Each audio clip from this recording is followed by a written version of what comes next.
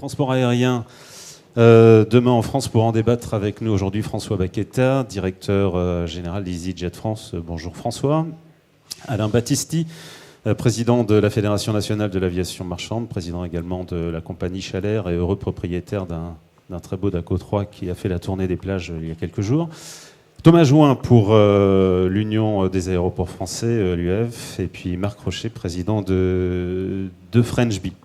Alors, quel transport aérien demain en France? C'est un vaste sujet parce que parle-t-on d'abord ce qu'est le pavillon français aujourd'hui. Est-ce que le transport aérien en France sera avec ou sans pavillon français? J'aimerais, Alain Battisti, revenir sur l'intervention de la ministre ce matin qui a réévoqué une nouvelle fois ce qui s'était passé ou ce qui ne s'est pas passé lors des assises du transport aérien. Vous attendiez des mesures concrètes, au moins pour le pavillon français. Et je crois que vous avez pas mal de choses encore à dire aujourd'hui là-dessus. Bon. Ça mérite d'être clair comme introduction. Il n'y a plus rien à dire. Non, mais comme dit Marc, il n'y a plus rien à dire. Non. Il faut qu'on délivre un message positif. Et en plus, nous sommes, de vrais entrepreneurs. Donc, on sera dans un... Alors, plus fort, peut-être plus près du micro, Alain. Alors, je vais essayer de parler plus fort, plus près et d'articuler. Alors, bien. Merci de la correction. Alors, Madame la ministre, ce matin, nous a délivré un message... j'allais dire plein d'optimisme rationnel, ce qui n'est pas tout à fait raccord avec ce qu'on a vécu à travers les assises du transport aérien. Mais moi je voudrais revenir un tout petit peu en arrière sur les fondamentaux. Les fondamentaux, c'est d'abord d'avoir un marché naturel qui est important. C'est-à-dire que la France, ça reste, et c'est un des plus gros marchés naturels d'Europe, à la fois en réceptif et également dans la capacité à émettre des passagers. Nous sommes une économie robuste et riche qui a besoin de routes, mais qui aussi vit la démocratisation du transport aérien, et ce qui fait qu'on a aujourd'hui plus de 200 millions de passagers qui arrivent, débarquent en France ou quittent la France. Donc c'est un transport démocratique, largement utilisé à la fois sur les liaisons internes, malgré une très forte présence du ferroviaire, sur des liaisons, j'allais dire proches, par exemple les liaisons Méditerranée, et puis bien évidemment le long courrier, que ce soit pour des raisons, j'allais dire plus de tourisme, des liaisons vers les Antilles qui sont des liaisons liées à notre histoire, et puis des liaisons à des vocations plus économiques. Donc il serait logique et naturel qu'on ait un transport aérien français très puissant. On a quelques entreprises puissantes, bien évidemment le groupe Air France, qui est un groupe aujourd'hui puissant, largement désendetté. Néanmoins, quand on observe les parts de marché depuis maintenant presque 15 ans, on assiste à une dégringolade continue, puisqu'on perd de 1 à 2% de parts de marché chaque année depuis une quinzaine d'années. Donc on a un double problème aujourd'hui qui est identifié. Le diagnostic, il est posé par tout le monde. C'est un problème de productivité dans nos entreprises, donc des problèmes internes, et puis un problème de compétitivité de notre économie et de nos entreprises basées au regard des concurrents proches, puisqu'on est sur un marché ouvert. Alors, les assises du transport aérien n'ont pas apporté de réponse. Clairement, on n'a pas de réponse. On est sorti avec une taxation sur le bruit qui a augmenté. Ce n'était pas tout à fait le but du jeu quand on a démarré la discussion. Et pourtant, on est sur un mode réactif, puisqu'on est sur un mode de protection. Il n'a échappé à personne qu'il y a une volonté très forte de taxer le carburant.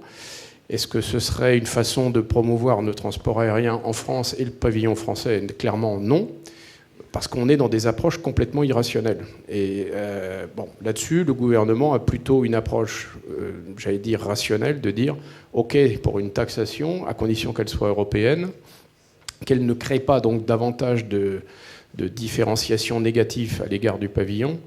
Et en ce sens, on ne peut que les soutenir. Et ça a été d'ailleurs le thème de Madame la Ministre ce matin, qui a rappelé très justement 2 chiffres.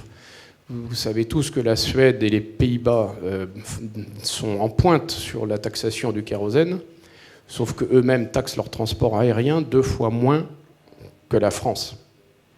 Donc alors, avant de donner des leçons aux autres, je pense à ces 2 pays-là, qui commencent d'abord par se mettre au niveau de la France, et après on parlera d'une taxation du kérosène. Alors vous attendiez quoi concrètement de ces assises? Il y avait des mesures très simples à prendre qui ne coûtaient pas à l'État, qui n'ont pas été prises. Oui, et là-dessus, vous êtes en colère. Macroéconomiquement, on considère qu'on a à peu près 2 milliards d'euros de défaut de compétitivité ou de rentabilité par rapport à ce qu'on devrait avoir si on se compare à des pays comparables comme l'Allemagne. Je parle de pays où vraiment les règles sont très proches de la France. Aujourd'hui, ce qu'on attendait, bien sûr, c'est un effort en matière de cotisation sociale, de taxation diverses du transport aérien. Certaines de ces mesures avaient un impact budgétaire et tout le monde a compris qu'il n'y a aucune marge de manœuvre budgétaire aujourd'hui, surtout pour un transport qu'on désigne comme étant encore un transport de riches. Par contre, il y avait aussi des tas de mesures qui n'avaient aucun impact sur le plan budgétaire. Et ce qui est malheureux, c'est que même ces mesures-là ne sont pas dans le tuyau aujourd'hui. On nous a fait des promesses à la fin du mois de mars. On est à la fin du mois de juin et pour l'instant, il n'y a rien de concret dans le domaine. C'est-à-dire les mesures à effet budgétaire nul ne sont toujours pas adoptées, ne sont même pas discutées. Et ça, c'est incompréhensible. L'état du pavillon français aujourd'hui, il est quoi? Très inquiétant, au pied de la falaise? Au bord de... Oui. Bon, il est clair que l'année dernière, les entreprises... Les chiffres des résultats. Voilà. À quelques exceptions près, les entreprises françaises ont connu des comptes de résultats en 2018 qui sont pas bons. Pour deux raisons. Il y a deux phénomènes fondamentaux, un effet de tenaille, une augmentation très importante du prix du kérosène, parce qu'il a pris en gros 50% au cours de l'année, même s'il commence un tout petit peu à baisser en ce moment. On est repassé à $60 avec un pic aux alentours de 72. Et puis on a un effet de pression du marché avec une baisse du prix coupon que l'on constate partout et sur toutes les classes, que ce soit en classe éco ou sur les classes en termes de prix plus élevés. On a une baisse du coupon moyen et c'est un phénomène qui se poursuit au cours du début de l'année 2019. Alors l'État n'est pas responsable de tout, en termes de productivité, en termes de compétitivité. La preuve, il y a des compagnies qui réussissent. Comment se fait-il aujourd'hui que la deuxième compagnie française soit une compagnie britannique et qui réussit? François Baqueta, voilà. Et la filiale autrichienne. Oui, et autrichienne, ou compagnie autrichienne aussi. Oui. Bon, et puis on entendra également après Marc sur ce point. Je voudrais juste revenir un point sur les assises pour tempérer un peu les propos. Il y a quand même quelque chose qui est de nature à renforcer, et possiblement, mais ça dépendra des aéroports et des compagnies, c'est le renforcement de l'indépendance du régulateur. Ça va être l'ARAFER, hein, c'est dans l'ordonnance qui sont en préparation et qui devrait améliorer, je pense, en tout cas inciter fortement les aéroports à se coordonner mieux avec les compagnies pour dimensionner leur investissement. Pourquoi je vous dis ça? Nous sommes spécialistes, et je vais répondre à votre question, du moyen courrier. Et le premier poste de coût d'un vol moyen courrier, c'est l'aéroport. Et donc, la politique d'investissement de l'aéroport a un effet et un impact direct sur la connectivité de la région qui le dessert. Maintenant, pour répondre à ta question, pourquoi on se développe? Parce qu'on dit l'érosion des parts de marché du pavillon français, parce qu'il n'y avait aucune compagnie française positionnée sur le segment qui se développait.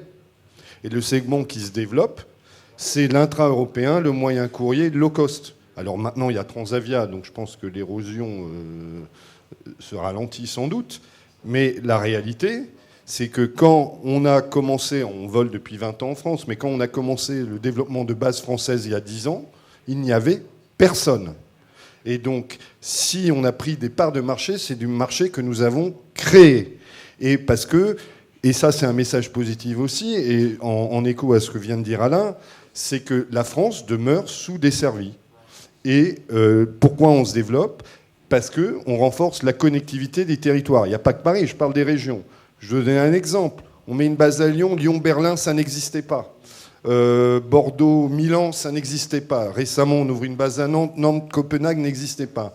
Et donc, vous voyez qu'il y a des choses à faire. Ce qui fait que plus de la moitié des routes que nous opérons vers ou depuis la France est des routes que nous avons créées et qui n'existaient pas. Donc, il y a un potentiel, comme dit Alain.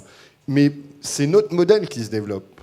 Et j'allais dire, on a démarré notre expansion à la faillite d'Air Libre, en fait, quand on a eu les premiers créneaux à Orly. Et puis après, on s'est développé en région, puisqu'il y a beaucoup de choses à faire. Voilà la raison pour laquelle nous nous développons avec le modèle économique qui s'impose sur le court moyen courrier. Je ne suis pas compétent sur le long courrier, et Marc Rocher vous éclairera sûrement sur le sujet. On va entendre Marc sur ce point, puisque Marc, tu as été à l'origine de nombreux projets, de nombreuses compagnies. Pourquoi en France ça n'a pas marché? Pourquoi c'est EasyJet qui occupe Bien parce que, alors je vais peut-être utiliser des mots un peu moins polissés que mon président. On peut y aller. Parce que, évidemment, il représente la FNAM, les compagnies aériennes françaises, et il est en contact direct avec les pouvoirs publics. Comme ça a d'ailleurs été dit, Je pense que le transport aérien français, c'est d'abord un transport plein d'espoir. La tradition aéronautique de notre pays est bien connue. On a donc des gens, des personnels compétents. Nos infrastructures sont puissantes, voire même parfois trop nombreuses. On a beaucoup d'aéroports en France. Mais par-dessus tout ça, et donc ces lignes porteuses, l'État a voulu se mêler de tout, soyons clairs. Alors l'État a voulu se mêler de tout, il y a des bons côtés, qu'il soit régulateur, que l'aviation civile soit responsable de la sécurité des vols, c'est tout à fait normal, qu'elle soit responsable de l'application des règles par tous, c'est dans son rôle, mais après, alors vouloir s'occuper directement de gérer indirectement ou directement les entreprises ou de savoir écrire l'avenir, chaque fois ça a été des échecs violents. Les assises du transport aérien, c'est quand même prendre des mots très polissés que de dire que ça n'a pas donné ce qu'on attendait. Ça n'a donné rien du tout.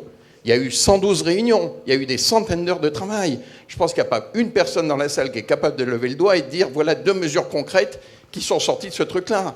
Donc on a passé notre temps à blablater, comme d'habitude, à avoir des idées. Et puis, à ce moment-là, manquait l'imagination. Et puis un autre mot qui est peu fréquent dès qu'on touche au politique, c'est le mot courage. Donc pas de courage, donc pas de décision. L'exemple du low cost dans ce scénario-là est assez parlant. Et Alain l'a dit, mais François Baquetal l'a souligné, si EasyJet, et tant mieux pour les EasyJet, la couleur orange et tout ce qu'elle porte comme message a réussi et va encore réussir encore plus, j'en suis convaincu, en France, c'est parce qu'elle a été à un moment donné au point de rencontre d'une demande des clients, et ça a été dit clairement, le marché est demandeur, le marché veut prendre l'avion. Contrairement à tout ce qu'on raconte en ce moment, la demande est forte. Ils veulent des prix plus bas, ils veulent des produits plus simples, ce qui ne veut pas dire d'ailleurs qu'il n'y a pas de marché business pour le haut de gamme ou pour les hommes d'affaires, mais ce n'est pas ce marché-là qui est en croissance. Celui qui est en croissance, c'est celui de la clientèle qui voyage pour des raisons personnelles et qui paye de sa poche. Et donc, il n'y a pas eu de low cost en France parce que le modèle a été nié. On a été dans le déni de l'État d'ailleurs. Faire du low cost, c'est pas possible, ça va s'effondrer. Je me rappelle d'interventions brillantes de grands présidents en disant j'ai toutes les informations qui vont. François, tu m'excuseras, mais EasyJet passe pas le week-end prochain. Ça ne Tout marchera ça, jamais. c'était faux. Ça ne marchera jamais. Ouais. Tout ça, c'était faux. C'était du déni. Parce que le low cost, ça peut marcher. Alors, il y a des contraintes, il y a des règles à respecter, il y a des choses à bien voir et il faut surtout être capable d'investir. Mais le low cost réussit et va réussir parce que il y a une demande des clients. Et cette demande, elle doit être prise en considération. Alors aujourd'hui, le transport aérien français est pas le plus fort d'Europe, de loin s'en faut, alors que compte tenu des atouts dont nous avons parlé, compte tenu de cette culture, de nos infrastructures, on devrait être au cœur de la croissance européenne et on est plutôt à la traîne. Bon, il a été dit que la chute du pavillon français était constante depuis 20 ans. Bon, ça a l'air de se stabiliser un petit peu actuellement. Moi, je souhaite que les compagnies françaises réussissent et qu'elles se développent toutes. Il n'y a pas de fatalité. Air Caraïbes et French Bee que je représente montrent qu'on peut gagner de l'argent. Je voudrais aussi sortir de l'épure le problème de la hausse du carburant. Moi, ça me fait quand même doucement rigoler. Le pétrole, dans les 4-5 dernières années, il a évolué entre 45 et 70 $ le baril. C'est pas très cher. C'est même pas cher du tout. On l'a connu beaucoup plus haut. Il est monté jusqu'à, si j'ai bonne mémoire, le top a été à 147 $ le baril. Donc, que des compagnies disent « je gagne pas d'argent parce que le pétrole, il se balade entre 45 et 70 $ le baril », c'est faux. Elles gagnent pas d'argent parce qu'elles sont pas bien gérées. Et là, j'en viens à une deuxième responsabilité, qui est pas celle de l'État, et je collerai pas cette responsabilité sur le dos ou de Madame la Ministre ou de la DGAC, mais les compagnies aériennes n'ont pas su s'adapter, n'ont pas su faire face à cette demande des clients, et elles n'ont pas su faire face pour 2 raisons. La première, je crois, la plus importante, c'est le conservatisme de nos fonctionnements. Et soyons clairs, c'est notre responsabilité collective. Le mot changement, c'est un mot qui est tabou. C'est presque un mot impoli de parler de changement. Or, le changement, je fais partie des gens qui non seulement croient au changement, mais ils croient de façon continue et permanente. Tous les jours, il faut changer. Il faut s'adapter.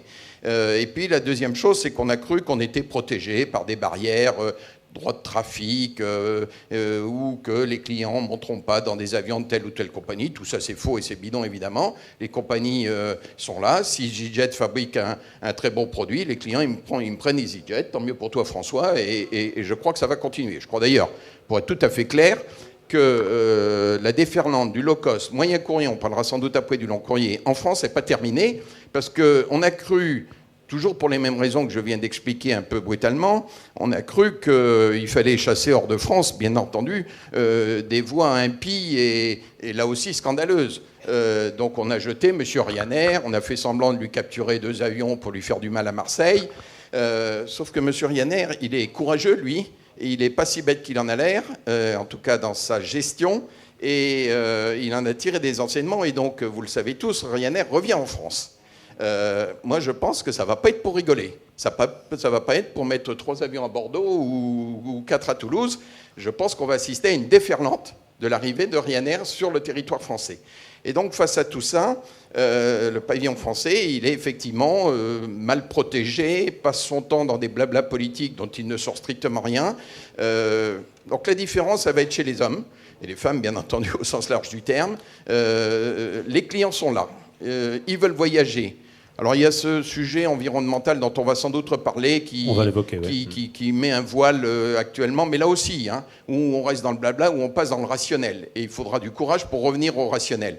Oui, l'avion consomme de l'énergie fossile, oui, l'avion est pour une modeste part responsable des émissions carbonées, mais on a des progrès à faire, on a des choses à envisager, on doit compenser, pas par les États encore une fois, mais en prenant nous-mêmes des initiatives. Mais ce sujet étant mis à part, je pense que devant cette demande forte et devant le dynamisme des entreprises, à condition d'être courageux, moi je reste confiant. Je pense que plein de compagnies peuvent être porteuses de cette croissance, de ce nécessaire développement. Et je suis convaincu que les entreprises françaises en sont capables, pas toutes. Bon, oui, il va y avoir de la concentration, oui, il va y en avoir sans doute 2 ou 3 qui vont aller mordre la poussière, mais aux autres d'être fortes. Et le vœu que je formule, c'est que ce soit d'abord des compagnies françaises, employant des Français, basées en France, que M. Bakheta vienne nous chatouiller depuis son Autriche, maintenant pays d'adoption, puisque Brexit aidant, je le vois mal rester en Angleterre, c'est une chose. Que Ryanair, elle, irlandaise, donc européenne, vienne nous faire du mal, j'en doute absolument pas, mais je crois qu'on a les moyens de se battre, encore faut-il avoir du courage, et c'est ce qui a manqué quand même dans beaucoup de nos décisions. Alors, on n'est peut-être pas français, mais enfin... je t'en veux pas d'être autrichien. Ouais, c'est pas grave. Grüß Gott, Marc. Non, je voulais quand même dire bien réussi, sur alors. ça, Bravo. c'est que fondamentalement, il y a le pavillon, mais on est le 2e employeur en France. On est 100% Airbus et on crée de la valeur là où on pose l'avion. Donc, ce que je veux dire, au-delà simplement du pavillon théorique, il y a une réalité, c'est qu'on crée de la valeur en France avec des Français et des avions fabriqués, dont les moteurs sont fabriqués en Seine-et-Marne. Donc, la citoyenneté, elle est toute relative. Et en tout cas, l'important, c'est d'opérer suivant les règles du jeu. Voilà. Et donc, c'est pour ça qu'on s'est développé aussi. Alors, je vais revenir sur... 100% de TPN ne sont pas basés en France, ou alors je me trompe. Tu te trompes. Oui, je me trompe. Bon, voilà. Je sais à peu près où sont les bases PN et comment vous les croisez entre elles. Les Les personnels navigants des avions basés en France sont basés en France. Oui. Après, on a 30 bases en Europe, donc il y a des vols qui viennent d'autres bases, en Angleterre par exemple. On est bien d'accord. Mais les avions basés en France sont servis par des personnels basés en France. Point. Ceci dit, alors je vais dans ton sens parce que je ne crois... Vous avez parlé de Transavia. Moi, je souhaite bien sûr que Transavia se développe au-delà de ces... Là aussi, tout le temps qui est perdu à discuter de savoir si c'est 38, 40 ou 45 ou 100 avions. Tout ça, c'est des débats de la Première Guerre mondiale. Je crois sincèrement... Bah oui, tu étais à la Ferté-Alais avec ton DC-3. Et sur les plages du débarquement. Ouais. Je crois sincèrement que le low cost, moyen courrier, on parlera après du long courrier, a encore beaucoup d'avenir. Aujourd'hui, c'est la moitié des sièges offerts en Europe, 50% du marché, là où on disait qu'il n'y avait pas d'avenir. Mais par contre, où EasyJet et Ryanair ont été excellents, c'est que ce concept est un concept qui peut n'être qu'européen, et donc il est fondamentalement obligé de se construire sur du multibase. Donc des croisements d'avions et des croisements d'équipage.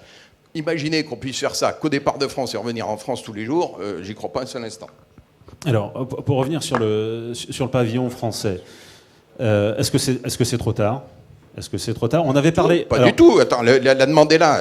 C'est pas trop tard. C'est jamais trop tard. Alors, mais de toute façon, il y aura ce que tu disais très justement, il y aura des concentrations. On l'a vu au cours de ces dernières années. Vous avez essayé de faire des concentrations, de vous rapprocher certains d'entre vous. Ça n'a pas marché. Pourquoi ? Non, mais je crois pas. Sur des compagnies qui n'ont pas forcément la taille critique, avec 3-4 avions, comment un French Bee, un XL, un Aigle Azur peut aller lutter contre, sur des marchés... Non, il n'y a pas que la concentration comme réponse économique. La réponse, elle est aussi dans la croissance. Et French Bee et Air Caraïbes en sont la démonstration. Il y a 15 ans, il y avait 0 avion long courrier. Aujourd'hui, il y en a 15. Et en plus des avions ultramodernes, des Airbus 350, au regard d'une centaine d'avions long courrier sur le reste du pavillon. Donc on peut créer ex nihilo des entreprises. Transavia est aussi la démonstration. Ce sera 100 avions vraisemblablement d'ici 2 à 3 ans. Donc on peut, en ayant les règles sociales françaises, reconquérir des parts de marché parce qu'on part d'un vrai marché. Et en plus d'un marché où le coupon moyen est plutôt un peu plus élevé que dans le reste de l'Europe, ce qui explique les appétits de EasyJet, de Volotea et d'autres.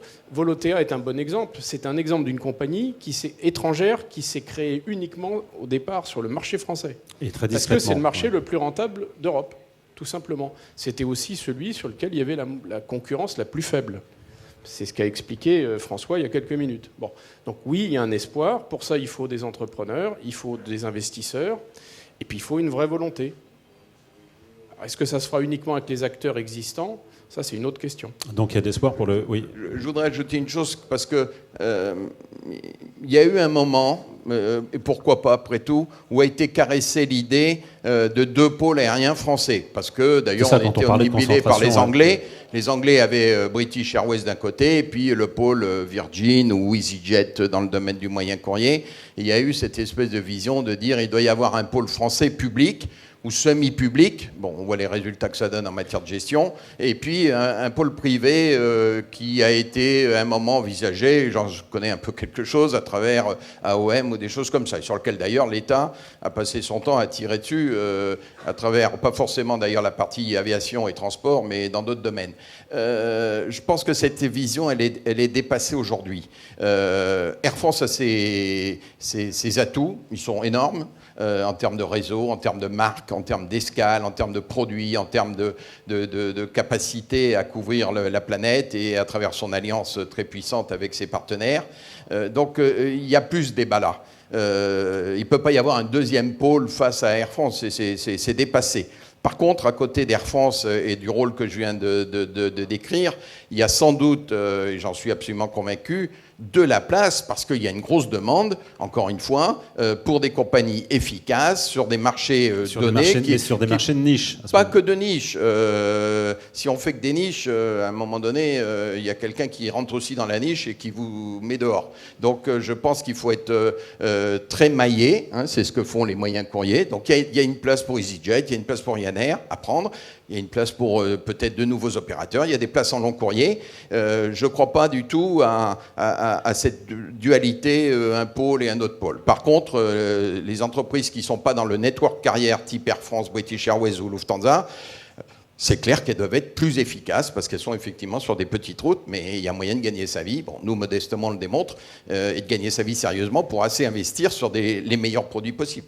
Alors, tu l'avais brièvement évoqué tout à l'heure et j'aimerais entendre, parce qu'on n'a pas encore entendu Thomas Join sur ce thème, il y a un enjeu qui est crucial, c'est celui de l'environnement. On assiste actuellement à une politique de bashing autour du transport aérien en disant arrêtez de prendre l'avion pollue. Là, vous avez un vrai problème de communication, un vrai problème d'explication envers le grand public. Oui, donc moi ce que je peux dire, c'est que le transport aérien a joué un rôle important dans le passé, mais là on est en train de vivre une situation qui est bouleversante. On a un développement très fort, 206 millions de passagers, c'est-à-dire un record de trafic en France. On a franchi le cap des 200 millions de passagers, 206 exactement. Ça passe pas inaperçu, et c'est la traduction de création de lignes, de nombreuses lignes. Et cette accélération, elle est révélatrice d'une situation nouvelle en France. Le transport aérien joue véritablement un rôle majeur en termes d'équilibre des territoires. Vous savez que la France avait été imaginée par la puissance publique Ça remonte à longtemps, hein. Un réseau en étoile, que ce soit d'ailleurs le train, l'avion et les routes. Et petit à petit, on s'est un peu plus intéressé aux relations entre les régions. Et bien là, l'avion est incontournable. On ne pourra plus concevoir l'aménagement du territoire en France et les relations entre les régions sans l'avion. Je pense que c'est un phénomène majeur qui est en train vraiment de marquer les esprits. Sauf que, en effet, l'expression du secteur, je pense, n'a pas été suffisante jusqu'à présent sur ce rôle joué par le transport aérien et sur aussi son engagement par rapport au développement durable. J'attendais des assises. Moi, s'il y a une chose que j'attendais des assises, c'est de prendre acte de l'importance du transport aérien majeur comme mode de transport en France, complémentaire au train, complémentaire à la route. C'est incontournable maintenant pour la mobilité des Français. Alors, on en a pris acte pendant les assises, mais on en a pris acte entre nous. Et je pense que ce qui manque aujourd'hui, c'est que ce soit vraiment une situation où le grand public, et donc les politiques derrière, puissent partager ce constat. Et il y a quelque chose qui me soucie, c'est les débats parlementaires actuellement qui ont lieu.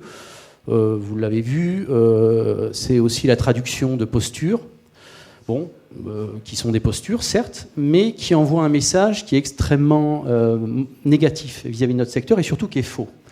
Il y a une première mesure, vous le savez, c'est de supprimer des vols intérieurs, des lignes intérieures. Ce que j'aurais envie de dire tout de suite, c'est attendez, vous précipitez pas, une ligne qui est inutile, ferme. De toute façon. Voilà, donc une ligne qui est inutile, ferme. Il n'y a pas besoin d'un régalien pour dire je vais fermer une ligne. Si c'est inutile, ça ferme. Si cette ligne fonctionne, c'est que quelque part il y a une utilité. Je vais prendre un exemple tout simple. Le Nantes-Orly. Je n'ai pas d'informations précises là-dessus, mais je me souviens de cette fermeture de ligne il y a des années, suite à l'arrivée du TGV. Tiens, elle réouvre. Comme c'est étonnant. Il n'y a pas de subvention derrière. Hein. Donc, pourquoi elle réouvre ? Parce que l'essentiel de cette ligne, c'est les correspondances sur l'international. Donc, il y a une utilité, même quand une ligne est exploitée avec un TGV quelque part qui fait moins de 3 heures. Vous avez aujourd'hui en France, c'est peut-être pas connu, mais 27% du trafic... des 206 millions, hein, c'est des vols intérieurs. 55 millions de passagers. 55 millions de passagers. Ça veut dire quoi ? Ça veut dire que nous constatons, et c'est en augmentation de façon croissante, puisqu'en 10 ans, c'est plus 64%. Qu'est-ce que ça veut dire ? Ça veut dire que l'avion est le mode le plus pertinent pour effectuer toutes ces liaisons transversales. Est-ce que quelqu'un imagine ici, même un représentant politique, imagine demain de quadriller le territoire avec des voies TGV dans tous les sens. On sait très bien que ce n'est pas possible. Et donc, c'est un coût énorme, surtout. Non, mais non seulement c'est un coût énorme, ça défigurerait le paysage, enfin on ne va pas parler de ça, mais surtout ce n'est pas possible. Donc l'avion restera le mode pertinent à l'avenir. Donc la vraie question, ce n'est pas de se dire est-ce qu'on ferme ou pas, c'est de prendre acte de l'attente des clients et de voir comment on réduit l'impact face à l'environnement. Et le deuxième amendement qui est prévu m'inquiète. Il passe un peu inaperçu, mais il m'inquiète. C'est quoi ? C'est d'utiliser une taxation qui est aujourd'hui appliquée au seul mode transport aérien.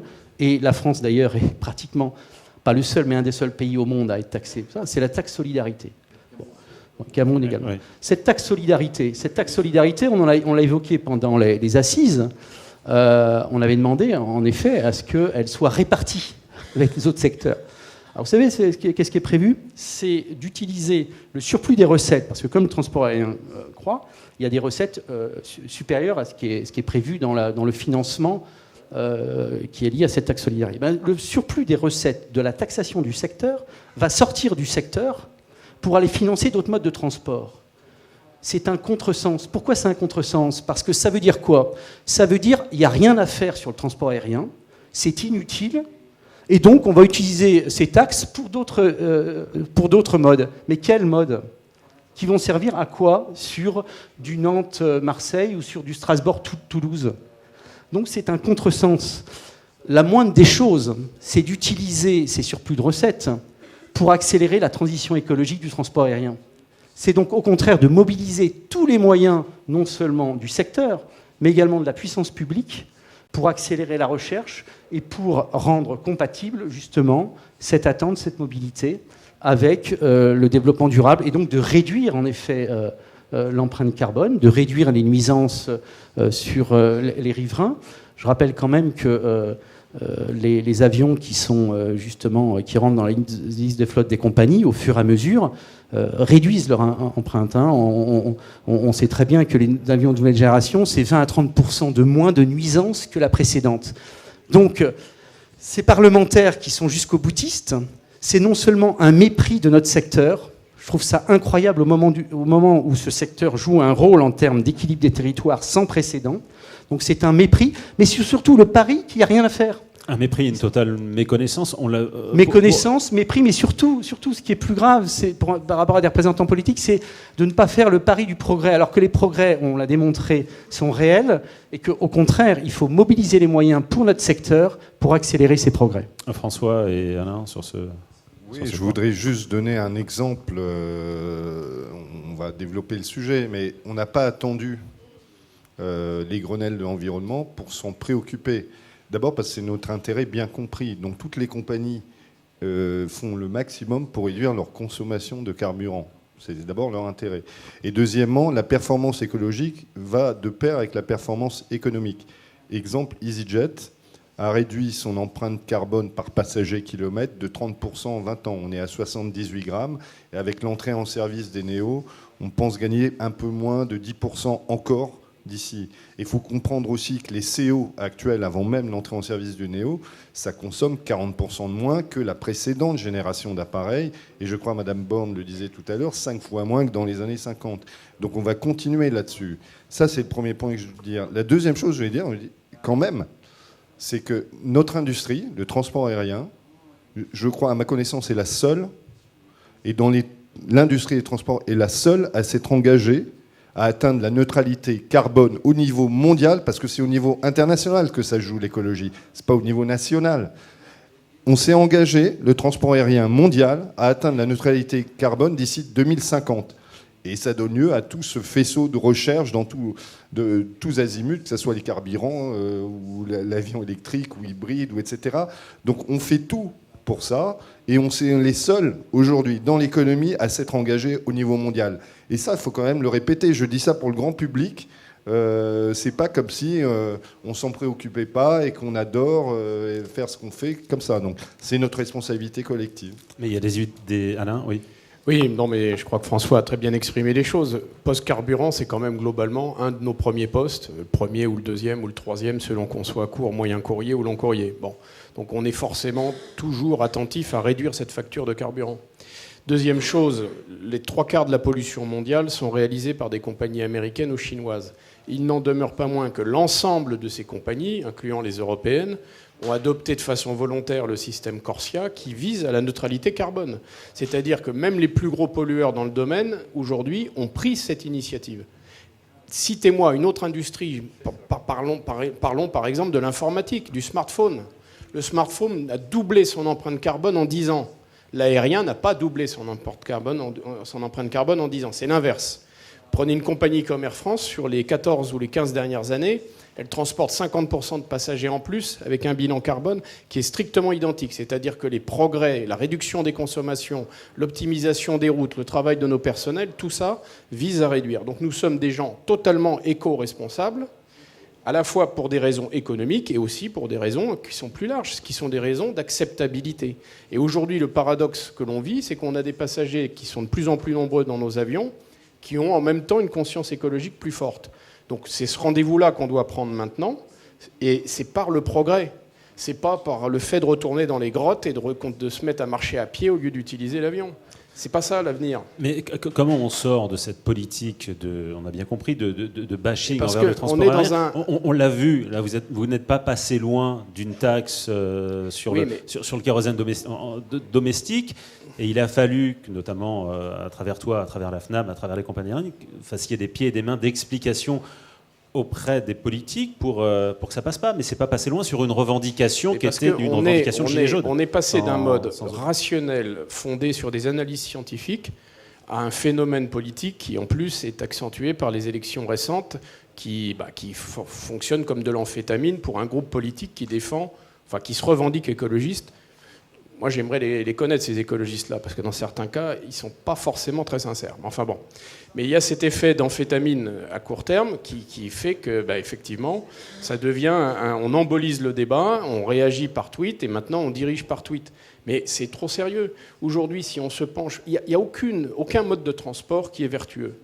On prend le train, on a une infrastructure ferroviaire qui est tout à fait exceptionnelle en France. On est tellement riche qu'on peut faire rouler des trains à vide, parce que c'est quand même la réalité aujourd'hui. Bon. Et néanmoins, on n'analyse pas le coût de cette empreinte ferroviaire. On n'analyse pas le coût de la construction d'une voie. En combien d'années est-ce qu'on amortit le bilan carbone de la construction d'une voie ? Je ne parle même pas de faire rouler les trains. La déperdition du transport de l'électricité, Marc me le rappelait, il a un gros cursus d'ingénieur. Aujourd'hui, on perd la moitié de l'énergie à travers un transport long de l'électricité. Personne ne s'interroge là-dessus. Or, si on veut avoir une approche réellement efficace pour la planète, il faut tout mettre sur la table. Nous, on est prêt à le faire. On est fondamentalement une industrie de progrès et on s'inscrit dans le progrès et on est totalement conscient des efforts qu'on doit poursuivre. Mais je vous rappelle, on s'est inscrit dans une neutralité carbone. Et on est la seule industrie sur la Terre à le faire. Thomas Join. Comment on en sort ? Déjà pas par une taxation franco-française. Je pense que toutes les assises, on a martelé le fait qu'on a une taxation en France qui est déloyale par rapport aux autres pays en Europe. Et donc on ne va pas en rajouter une couche, surtout pour une efficacité nulle. Donc déjà, à la base, ces discussions doivent se tenir à l'échelon international. Ça, c'est le premier point. Le deuxième point, c'est plus par des incitations que par une punition, puisque ce mode de transport, il est utile. On ne va pas le punir, il est utile. Donc c'est par des incitations et par le progrès. Et puis encore, je le disais d'entrée de jeu, il faut que l'on construise au niveau du secteur une expression dans la durée, puisque cette question ne va pas, en effet, s'arrêter demain matin. Il y a un emballement médiatique aujourd'hui. Nous, on doit construire un discours qui explique au grand public et à ceux qui prennent l'avion pour que tout à chacun puisse s'approprier ce message. Donc je pense que là, on a un déficit non pas de simple communication, mais d'explication au grand public sur ce qu'on est en train de faire et ce qui est possible demain. Marc ? Il y a beaucoup de choses qui ont été dites. Moi, je suis fondamentalement contre les taxes parce que, pour deux raisons. La première, c'est qu'on voit que leur utilisation est souvent détournée. Vous avez cité l'exemple de la taxe de solidarité, qui était quand même quelque part un mouvement généreux initié par Jacques Chirac. Cette taxe de solidarité, on n'est que 3 pays à l'appliquer dans le monde, donc on est tout seul. Deuxièmement, elle manque totalement de transparence. Là aussi, où va l'argent, à quoi il sert, les coûts de fonctionnement, tout ça, c'est extrêmement flou. Et puis, comme ça a été dit par Thomas Join, elle produit tellement qu'il reste de l'argent maintenant dans les caisses, et comme on ne sait pas quoi en faire, tout de suite, il y a des rapaces qui arrivent et qui disent l'argent, là, c'est de l'argent public. À partir du moment où vous avez payé la taxe, d'argent privé devient argent public, et il part dans d'autres utilisations qui détournent l'objet initial. Ça, c'est ma première opposition à un système de taxe kérosène ou de quelque taxe que ce soit dans ce domaine. Ma deuxième opposition, elle est culturelle et citoyenne. Si on taxe encore plus le transport aérien, ça veut dire que c'est plus un transport aérien pour tous. Parce qu'il y a des gens, si on rajoute 5 ou 10 euros au prix du billet d'avion, ça ne leur fera pas grand-chose, soit parce qu'ils en ont les moyens, c'est une élite, tant mieux, soit parce que c'est leur entreprise qui paye. Et donc, quelque part, la taxe comme ça, elle est antidémocratique. Or, le transport aérien, ça doit être quelque chose de démocratique. Ça doit être accessible pour tous. L'histoire du transport aérien pour les riches, ça remonte à la nuit des temps. Ne restons pas fixés là-dessus. Donc, je suis contre ces systèmes de taxes. Par contre, je pense que notre responsabilité doit être prise sur deux voies. Comme ça a été dit, il faut que, bien entendu, les progrès technologiques, mais pas que technologiques, nous encouragent tous à consommer moins. On a parlé des avions qui consomment moins. Bon, nous, on a des A350, c'est quand même un avion remarquable. En réseau régional, je suis utilisateur avec mon voisin d'ATR 72600, qui est un avion qui consomme quasiment rien. Tout ce qui existe ne fait rien pour favoriser. Moi, je ne demande pas de subvention pour investir dans des avions neufs ou qui consomment moins, mais je demande que les vieux avions, ceux qui font beaucoup de bruit, ceux qui consomment beaucoup, soient pénalisés.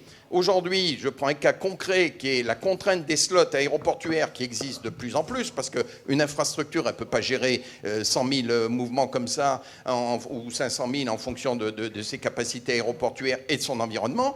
Mais que vous posiez un avion qui a 40 ans et qui fait du bruit, ou vous en posiez un qui est moderne et qui fait beaucoup moins de bruit ou qui consomme moins, il n'y a pas de différence. Les taxes, c'est encore, on les calcule à la tonne. Donc la tonne, c'est là aussi un truc préhistorique. Bon, on continue dans ce système-là. Donc je pense que nous, les opérateurs, il faut qu'on bouscule ces choses. Je crois que ce n'est pas à l'État d'essayer de le réguler encore une fois. Bon, ça va être beaucoup de blabla. Et puis l'État, il réagit aux informations de BFM Télé ou d'Antenne 2 à 20h. Puis le lendemain, on passe à autre chose. Donc ne restons pas sur de l'éphémère, construisons l'avenir. Et l'avenir, il passe par la technologie, par la démocratie du transport aérien et par la responsabilité des acteurs, constructeurs, opérateurs, à utiliser des avions qui consomment beaucoup moins demain. François et Thomas, non, ou Thomas et François. Je voulais juste dire un mot, il a raison. Là, on se développe, c'est qu'on donne l'accès au transport aérien aux classes moyennes, ce qui n'était pas le cas avant. Donc, on est la démonstration vivante qu'on développe une connectivité pour tous. Et ça, c'est très important. Donc, de croire que c'est un transport de riches, ces gens-là sont restés il y a 50 ans.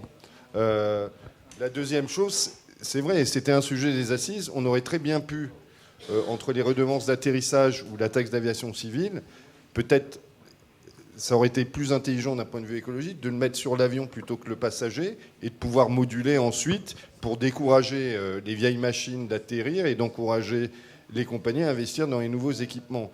Donc ça, c'est pas fait non plus, mais bon, c'est devant nous, c'est une opportunité aussi. Même si c'est pas sorti des assises, ça nous reste quand même au cœur de nos propositions, nous, qu'on avait fait pendant ces assises chez EasyJet.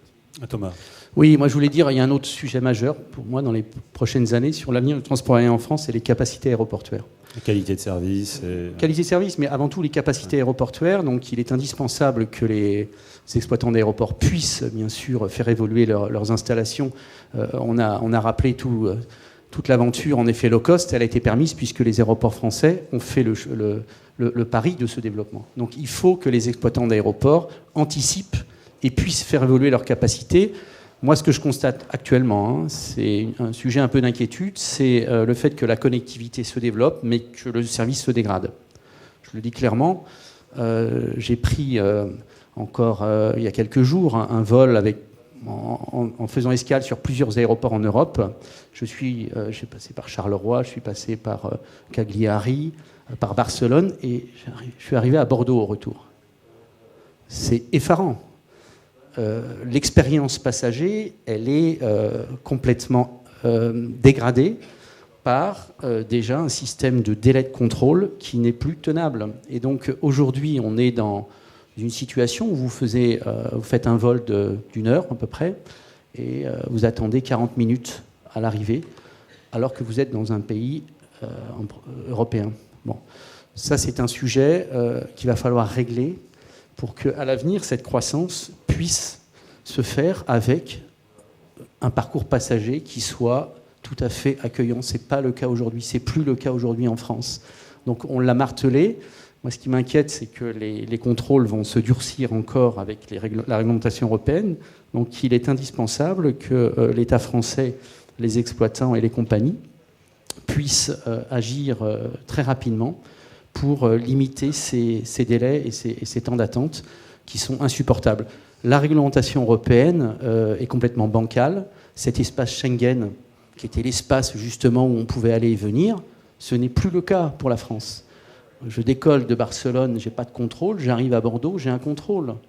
Donc quand est-ce qu'on va retrouver un système cohérent qui nous permette d'aller et venir dans cet espace européen avec surtout une situation que les clients ne comprennent pas. J'entendais dans la salle, à l'arrivée, en disant « mais qu'est-ce que c'est que ça ? On n'a pas été contrôlé en Espagne, on est contrôlé en France. » Enfin, on a un système aujourd'hui qui dysfonctionne en termes de réglementation et qui dysfonctionne en termes de moyens. Donc il faut une évolution technologique et donc des moyens de financement. Je sais qu'il y a des budgets au niveau européen qui seront alloués à la France pour ça. Il faut que ce soit dédié à cette évolution technologique, mais il faut aussi des moyens humains en termes de police et de douane pour permettre, alors quand le contrôle en effet est nécessaire, qu'il puisse se faire dans des délais compatibles avec la durée de vol. Donc ça, c'est un sujet prégnant et qui est un enjeu demain. Et sur les capacités, en effet, il est indispensable qu'on ait un réseau aéroportuaire français qui est plutôt bien réparti, donc qui a le mérite de pouvoir développer cette connectivité sans créer de nouvelles infrastructures. Donc ça, c'est quand même un atout pour notre pays, mais il faut que ces capacités puissent être au rendez-vous et donc que les exploitants puissent anticiper pour permettre cette croissance demain. Alors le sujet est extrêmement large, on pourrait en débattre encore pendant des heures et des heures. On va prendre quelques questions dans la salle, on a 10 petites minutes. Voilà, levez la main, on va vous apporter un micro.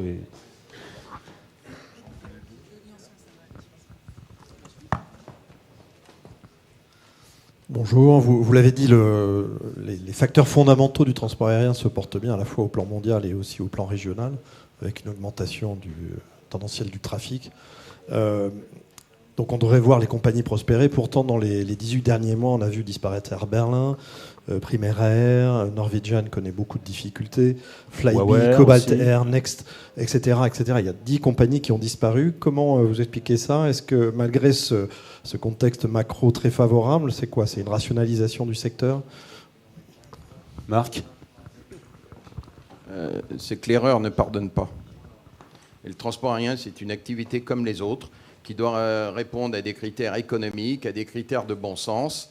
Je vais prendre qu'un exemple, et bien sûr, ne prenez pas mes propos au pied de la lettre en disant il s'est payé telle compagnie ou telle autre. Je ne veux pas faire ça, mais je veux juste donner un exemple concret. Dans les compagnies qui ont disparu, il y a OR. Bon, OR, une compagnie honorable, mais qui n'était quand même pas mondialement connue, qui avait utilisé un modèle intéressant avec des 321 long range, en passant par Reykjavik. OR, elle a ouvert 17 escales aux États-Unis, en même pas 2 ans. Est-ce que vous croyez que c'est raisonnable? Est-ce que vous croyez que vous pouvez conquérir un marché pour 17 points aux États-Unis, comme ça, du jour au lendemain, tout simplement parce que vous peignez vos avions en violet et que vous appelez OR? Bon, ben, la sanction, elle a été rapide, c'est tout. Donc, on ne peut pas penser que le transport aérien, il échappe aux règles économiques. Quand n'importe quelle entreprise marchande, B2C, a besoin de conquérir des parts de marché, de s'imposer, de se faire connaître, de se faire reconnaître, ça prend du temps, ça. Bon, 17 escales aux États-Unis, ça n'a pas duré. Voilà. Alors, je ne vais pas passer tous les cas. Après, il y a des gens qui ont des coûts trop élevés. Vous avez cité Air Berlin, qui était une belle compagnie, sauf qu'elle était très compliquée. Elle faisait quasiment voler la moitié des avions existants et elle avait des coûts supérieurs au marché. Bon, ben, la sanction, elle a fini par arriver. Voilà. Un mot rapide là-dessus, François? Oui, en même temps, vous avez vu aussi, monsieur, des non, on n'est pas fous. Mais vous avez vu aussi que des compagnies ont fait faillite, on parlait d'Airbus, etc., alors qu'on était plutôt dans des bonnes années pour le transport aérien. Donc qu'est-ce qui se passe en Europe? Il y a une consolidation du secteur. Aux États-Unis, en Amérique du Nord, bon, c'est plus simple. Elle a été faite, la consolidation. La consolidation, vous avez 4-5 groupes qui occupent 80% du marché. En Europe, les 5 grands, les 3 groupes classiques et les 2 low cost de référence, c'est la moitié du marché. Donc qu'est-ce qui se passe? Il y a une consolidation. Ça ne veut pas dire qu'il n'y a pas un espace. Il y a encore, on a parlé du potentiel de croissance sur certains segments de trafic, mais il y a aussi une consolidation. Quand vous êtes trop petit, comme disait Marc, vous avez une niche. Si elle est très rentable, il y en a d'autres qui vont s'y intéresser. Et donc la taille compte dans notre secteur. Et donc si on reste petit, il faut avoir une bonne raison, où vous êtes sur un marché très particulier. Mais la taille compte et la consolidation en Europe est en marche. Et ça, c'est, j'allais dire, naturel. Et c'est partout dans le monde comme ça. Alors, une autre question, monsieur. Oui. Patrick Russel, je suis membre de l'Union française contre les nuisances des aéronefs. Vous avez parlé des réductions de nuisances qui sont effectives, réduction de CO2, réduction de bruit, réduction des oxydes d'azote, c'est effectif.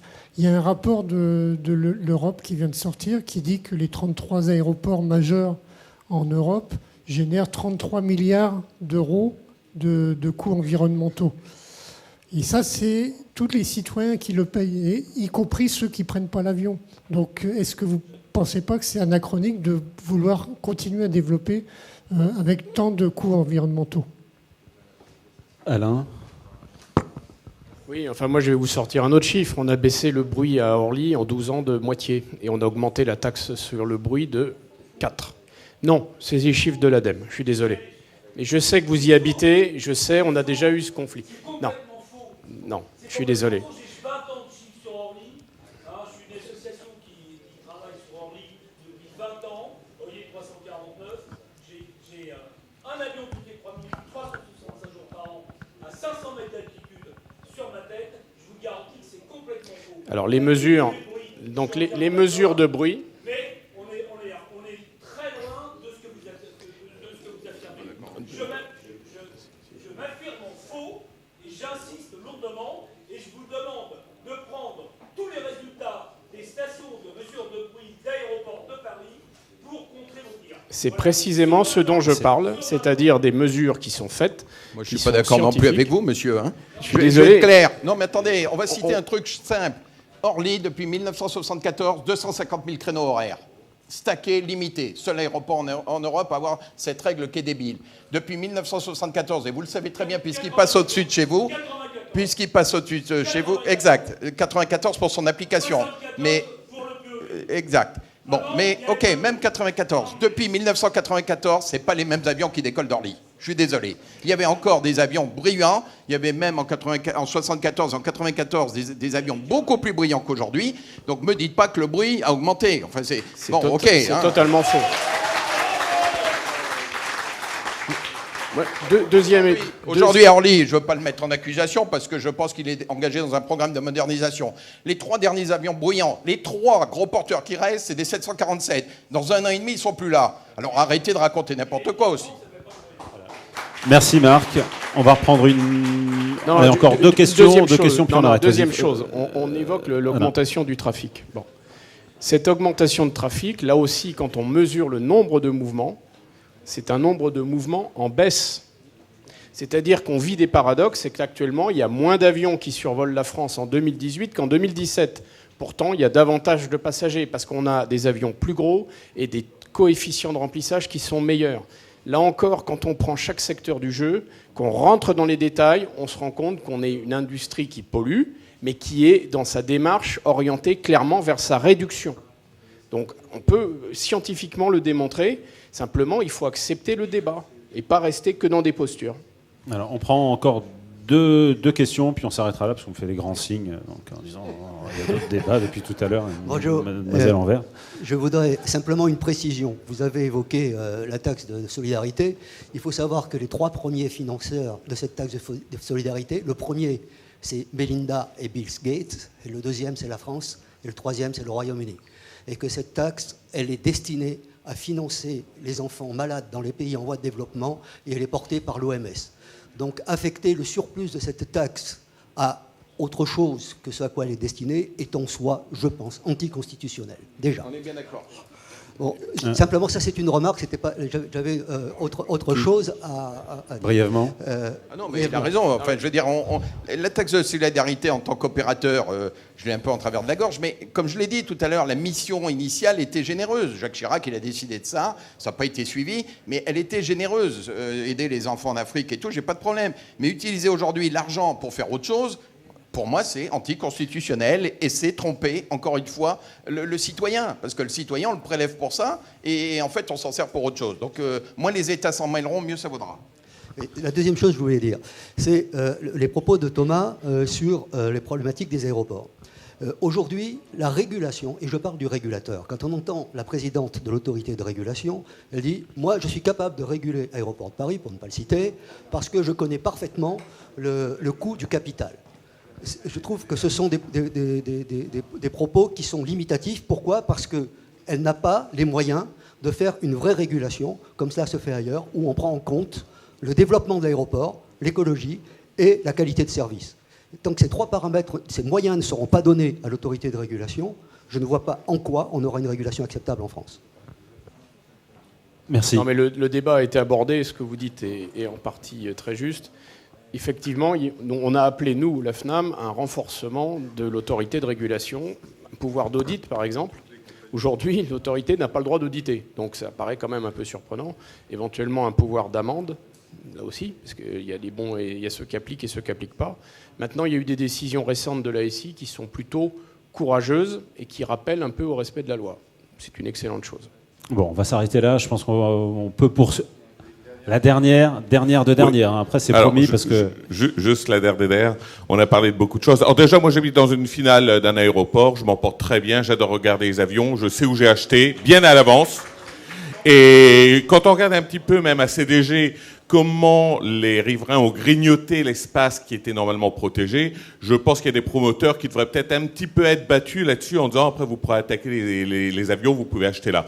Je pense que là il y a une grosse part d'irresponsabilité de la part également de ceux qui achètent en toute connaissance dans des zones aéroportuaires. Ça c'est le point numéro 1. Point numéro 2, on a parlé beaucoup de taxes. J'ai vu Madame Borne faire un numéro d'équilibriste fabuleux aujourd'hui.